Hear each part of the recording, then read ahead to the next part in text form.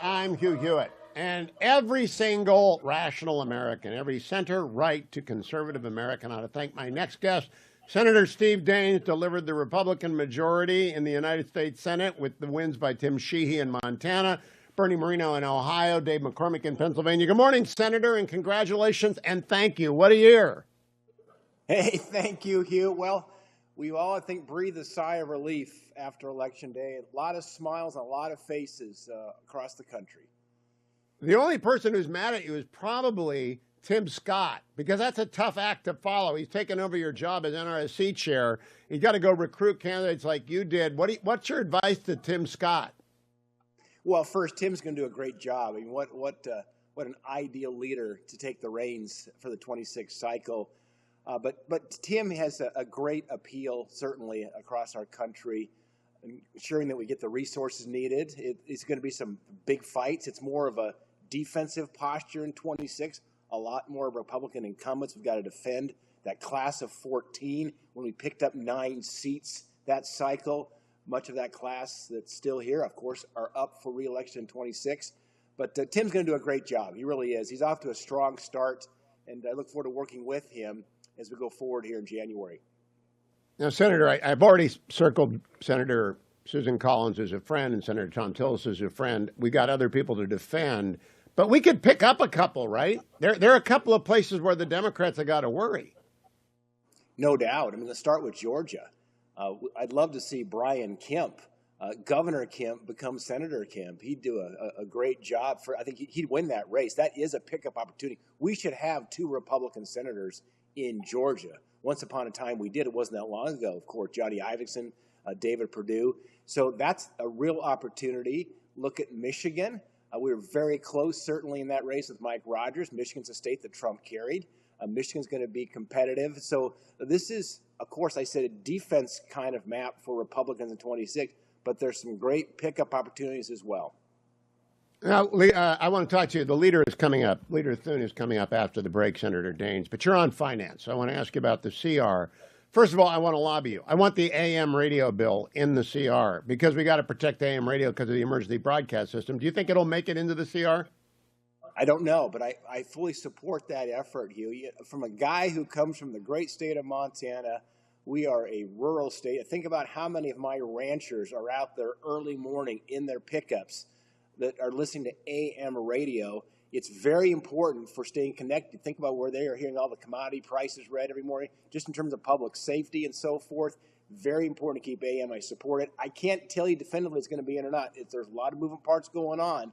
That CR will likely pass probably on December 20th. It's another, I guess, tragedy of Washington where 27 consecutive years, Hugh, without getting budgets passed before the beginning of the next fiscal year.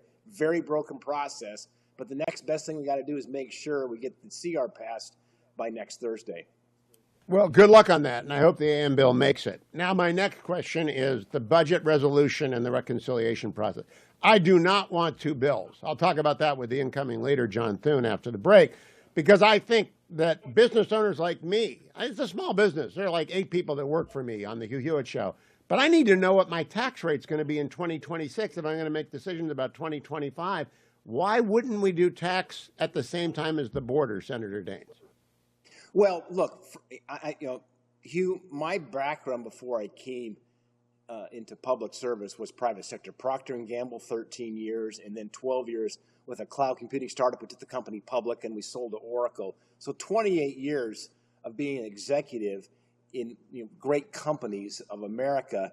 I'm very pragmatic, results focused. The way I look at it, Hugh, is let's make sure we get an outcome. What's the best path to do 2 things? 1, deliver President Trump wins early, starting with securing the southern border. And 2, of course, would be putting permanence on the tax code. As a member of the Finance Committee, I think the key word here is permanence.